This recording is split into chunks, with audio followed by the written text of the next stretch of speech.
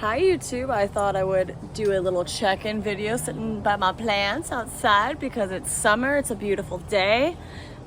We just had a big storm, so the yard that y'all can't see is covered with sticks, but that's not for a now problem. I have been not posting videos because I've been super busy, but I've read a lot of books, so I thought I would just sit out here and show y'all some of my plants and talk about them. I read a lot of books for Asian Readathon in May. I liked some of them more than others, so I read Hear the Wind Sing / Pinball by Haruki Murakami, which is the combo of his two novellas, which were really, really good, actually. You have an inkling of the writer he becomes when you read these books, but it's like all of his other books, unlike most things you've ever read.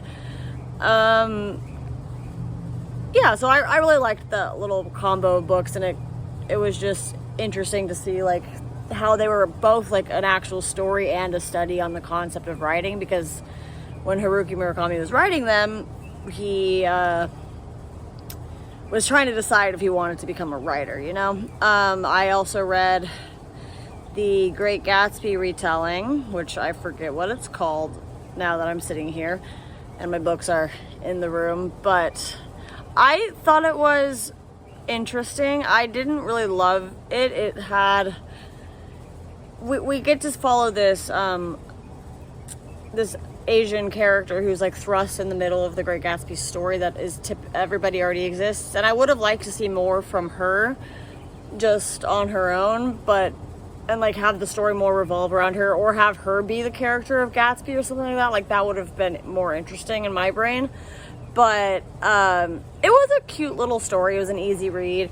I also think that they tried to dabble with some magical stuff and just absolutely did not flesh that out at all. And it could be light magic, you could say that, but also it was so light that it was just confusing and didn't add anything to the story, because they just are just drinking this demonic thing occasionally as a magical thing. So I don't quite know how I felt about that part of the story, but anyways, I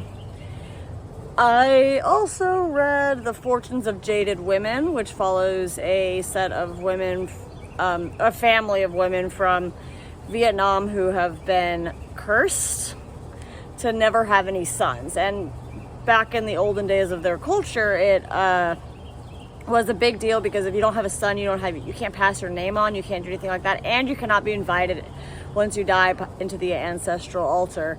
And so they all essentially can't go back to Vietnam, and they are all estranged from each other in the modern era when we meet all the characters, and it's hilarious. The banter, the drama, it's great. I liked it a lot. And then obviously it was sweet to see how everybody came back together at the end, and that like the curse wasn't actually the curse that we all thought it was. So that was just kind of fun to see.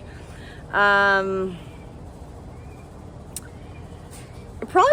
read Arsenic and Adobo as well. I wanted that book to be a lot more than it was, and it kind of bummed me out. I was excited for like a cozy cooking mystery. I liked parts of it. The mystery, I'm not a huge, like, I don't often guess what actually happens in the mystery books, but it was like too easy to figure out like some of it. And also I felt that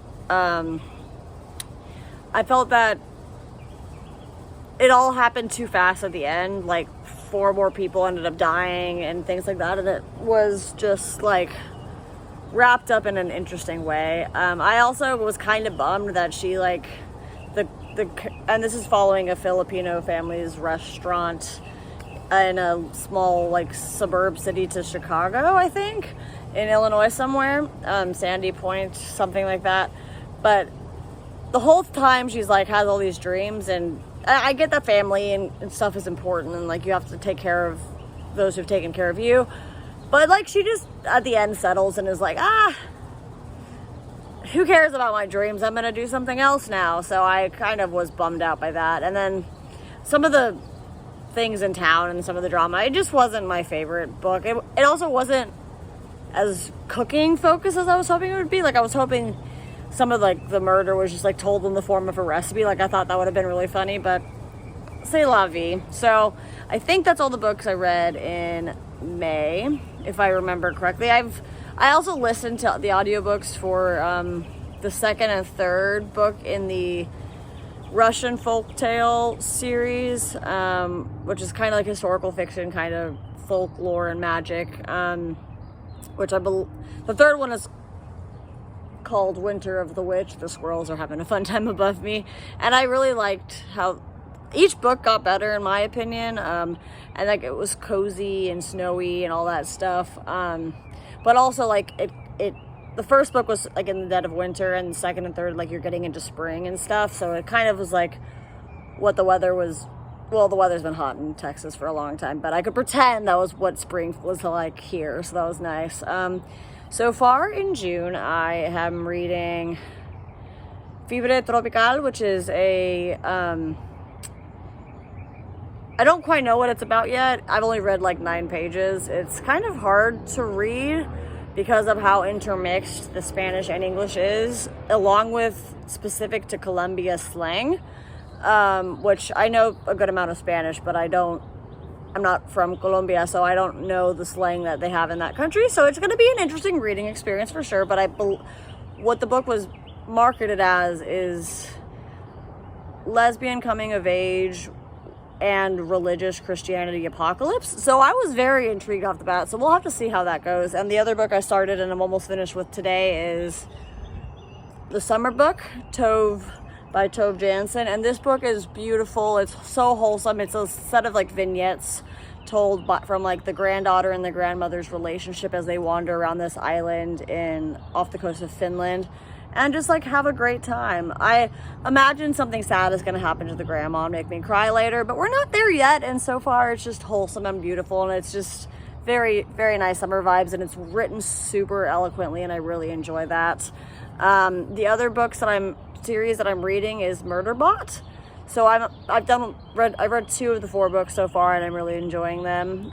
So hopefully I'll be able to finish those books here in the month of June as well. So happy reading. Sorry I've been gone so long. I'm going to show you all some more of my plans before I finish out this video.